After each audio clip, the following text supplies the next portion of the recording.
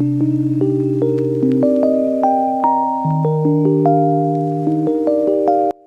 To Adam academy. मैं हूं आरिफा। चलिए आज हम लोग स्टैटिस्टिक्स के बारे में सीखेंगे। स्टैटिस्टिक्स है क्या? It's a branch of mathematics which deals with the study of collection है, organisation, interpretation of data known as statistics. ये डेटा क्या है? ये data refers to fresh information और a set of given facts numerical figures में collected by any person. So इस statistics में ना कलेक्शन ऑफ डाटा जो है पहला स्टेप है। कलेक्शन जो है this is a first step. Okay, कोई भी फील्ड में हो सकता है, in field of research, right.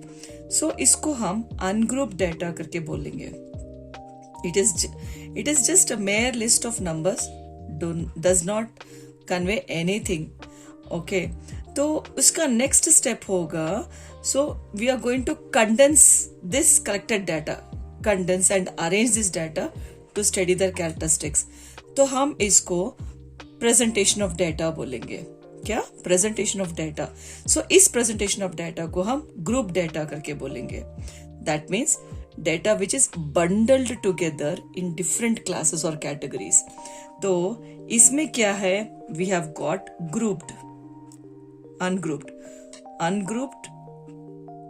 Data and group data. Okay, group data. तो इसमें ना ये जो अनग्रुप डेटा है ना, ये जस्ट कलेक्शन करते हैं। हम इन डेटा को हम कलेक्शन करते हैं, इंफॉर्मेशन हम कलेक्ट करते हैं। ओके, मतलब it is not going to convey anything. तो इसको हम अनग्रुप डेटा बोलेंगे, जो आपने लास्ट प्रीवियस क्लासेस में आपने पढ़ा था। ओके, सो अभी हम ग्रुप डेटा क्या है? ये जो इंफॉर्मेशन हमने कलेक्ट किया है, इसको हम कंडेंस करेंगे एंड अरेंज करेंगे डेटा को। ठीक है। So as a data is presented in its actual form, computation, analysis, interpretation is cumbersome process. So one cannot arrive at any conclusions unless the data is arranged in specific order. कोई भी मतलब ascending order में हो सकता है, descending order में हो सकता है, when the observations are in numerical form में। ठीक, आपको समझ में आ गया होगा। When the number of observations is large, it becomes monotonous and time consuming. So for easy understandability of data, we will present it in a tabular form. Okay, तो यहां तक आपको समझ में आ गया। You have also learned numerical representation of ungrouped data, also called measures of central tendency. So measures of central tendency आपने क्या पढ़ा था? Mean, okay, median,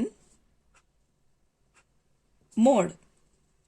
Okay, इस तीन को हम मेजर्स ऑफ सेंट्रल टेंडेंसी करके बोलेंगे। अच्छा, मीन क्या होता था कि average value. So average, okay, average मतलब समझो कि कोई मतलब आपके क्लास में 10 स्टूडेंट्स का एवरेज हाइट, मतलब हाइट होके 10 स्टूडेंट्स का हाइट निकालना है, तो हर एक अलग अलग हाइट होगा, राइट। तो उसको पूरे हाइट्स को हम ऐड करके, जितने भी 10 स्टूडेंट्स हैं, समझो आप 10 स्टूडेंट्स हैं, ओके, वो 10 स्टूडेंट्स के आप हाइट ऐड करो और डिवाइड बाय 10 कर लो, तो इसका एवरेज हाइट निकलेगा। ओके, सो एक क्लास का एवरेज हाइट इतना है करके बोलेंगे। ठीक है, that is average. So median होगा middle number. Okay, middle number को हम मीडियन करके बोलेंगे ना। Mode is highest frequency. समझो कि 2, 4 है, 7 है, 3 है, 2 है, देन 6 होगा, देन 2 है। तो इसमें हाईएस्ट फ्रीक्वेंसी यहाँ पे देखिए 2 इज रिपीटेड मेनी टाइम्स, तो यहाँ पे मोड इज 2 करके बोलेंगे। तो मतलब इसका जो फ्रीक्वेंसी, हाईएस्ट फ्रीक्वेंसी, जो नंबर बार बार रिपीट किया गया है, उसको हम मोड करके बोलेंगे। ठीक है, तो in this chapter we shall extend the study of these measures such as mean, median and mode from ungroup data okay to that of group data में आएंगे। ठीक है स्टूडेंट्स, तो इस 10th स्टैंडर्ड क्लास में हम मीन सॉल्व करेंगे 3 method से। Okay, mean is solved in 3 methods. Mean जो वो 3 मेथड्स हैं, फर्स्ट होगा डायरेक्ट मेथड। डायरेक्ट मेथड से हम सॉल्व करते हैं। ओके, सो इसका जो फॉर्मूला होगा sigma, that is x bar is equal to sigma f i x i by sigma f i. तो एक फॉर्मूला डायरेक्ट मेथड में। ओके, नेक्स्ट होगा तो assumed mean method, assumed mean method. Okay, तो इसका फॉर्मूला होगा a plus sigma f i d i divide by sigma f i. ठीक है, सो ये मतलब a is the centre of the class mark. Class mark जो है class interval, अब समझो यहां से 10 से 15, 10 से 20 तक। ओके, इसका क्लास मार्क क्या है, दोनों को ऐड करेंगे बाई 2 करेंगे, सो इसको हम क्लास मार्क बोलेंगे। तो सारे क्लास मार्क्स जब टैबुलर कॉलम में लिया जाएगा तो उसमें मिडिल नंबर जो होगा दैट विल बी ये। ओके, तो मैं जैसे आऊंगी एग्जाम्पल्स जैसे सम्स करवाऊंगे आपको इजी होता जाएगा। ओके स्टूडेंट्स, नाउ नेक्स्ट होगा step deviation method. Step deviation method. Okay, so x bar is equal to a plus sigma f i u i by sigma f i into h. h is the size of the class interval, size of the class interval 10 से लेके 20 तक। तो इसका size कितना है 10। Okay, 10 numbers आ रहे हैं, so 10 is the size of the class interval. Okay, so यहां तक आपको समझ में आ गया। तो मतलब यहाँ पे जो भी मतलब कोई भी मीन में ना जो सॉल्व कर रहे हैं ना, कोई भी मेथड आप यूज कर लो, सारे आंसर्स एक ही रहेंगे। All the answers will be the same. Okay, चलिए स्टूडेंट्स, अभी ना स्टैटिस्टिक्स में मैंने बोला था कि mean can be solve in 3 methods, right. So एक डायरेक्ट मेथड होगा, एक अज्यूम मीन मेथड होगा और स्टेप डेविएशन मेथड होगा। अभी जो मीन जो है डायरेक्ट मेथड में इसका फॉर्मूला है। Okay, so x bar is equal to sigma f i x i divide by sigma f i. ठीक है, तो ये फॉर्मूला है डायरेक्ट मेथड के लिए। तो आपको टैबुलर कॉलम कैसा होगा, ओके, ये फर्स्ट आपका ये सीखना बहुत जरूरी है। सो क्लास इंटरवल आपको क्वेश्चन में ही दिया जाएगा, क्लास इंटरवल होगा। ओके, फ्रीक्वेंसी दी जाएगी और क्लास मार्क, ओके। सो नेक्स्ट होगा एफ आई एक्स आई। तो ये जो क्लास मार्क है ये एक्स आई होगा। ठीक है, एक्स आई होगा, और ये जो भी इसका आंसर आएगा टोटल सम, इसका जो भी ऐड करेंगे हमको सिग्मा एफ आई एक्स आई आएगा, ये आएगा रिजल्ट। तो ये होगा सिग्मा एफ आई। तो फ्रीक्वेंसी ऐड करने से, सारे फ्रीक्वेंसी ऐड करने से हमको सिग्मा एफ आई मिलेगा। ठीक है, अभी ये क्लास मार्क समझो। ओके, तो ये होगा 0 से, मतलब 0 से 6 रख लो।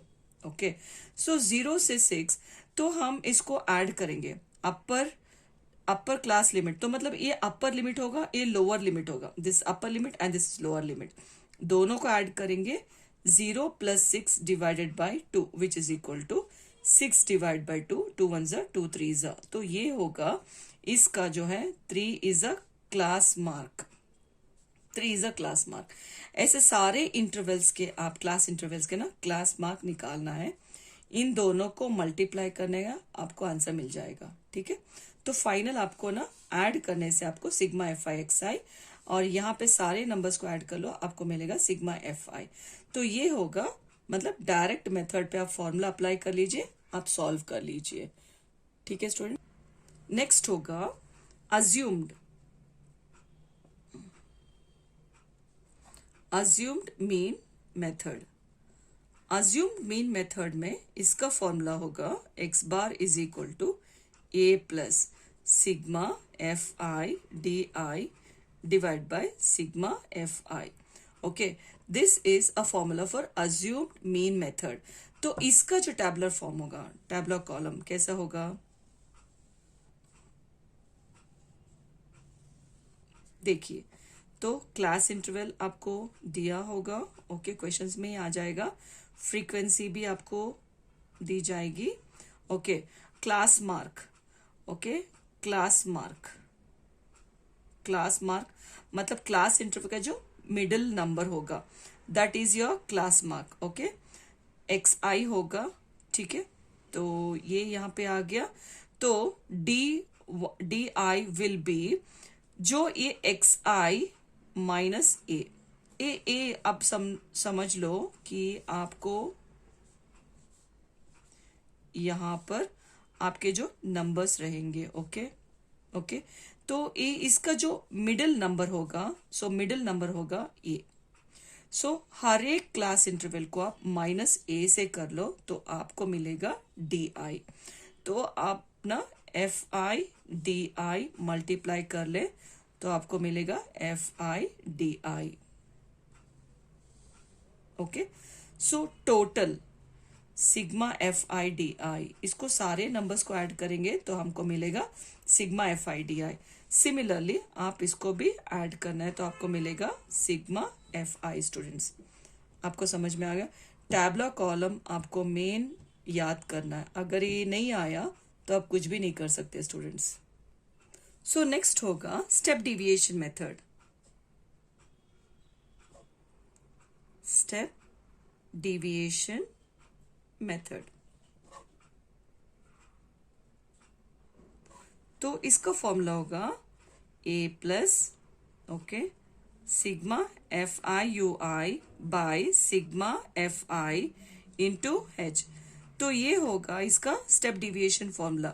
तो यहां पे इसका टैबुलर कॉलम होगा क्लास इंटरवल, ओके। तो ये होगा frequency, that is f i, okay. X i is class mark, ठीक है। तो डी तो मैंने बताया था, okay, d is x i minus a मैंने बताया था, okay, this is d i. तो एक्स्ट्रा स्टेप होगा that is u i is equal to d divide by h. H जो है size of the class interval. आप मान लो 0 से 2, तो इसका क्लास इंटरवल, इसका साइज कितना है, सो इसका साइज होगा 2, okay. 2 is the size of the class interval, तो साइज होगा h, ओके स्टूडेंट्स। तो ये हो गया। अभी हम एफ आई और यू आई दोनों को मल्टीप्लाई करेंगे तो आपको मिलेगा एफ आई यू आई, ठीक है स्टूडेंट्स, एफ आई यू आई। तो ना ये सारे नंबर्स जैसे आप ये दोनों मल्टीप्लाई करेंगे, F i u I multiply करेंगे तो आपको ये कॉलम आ जाएगा।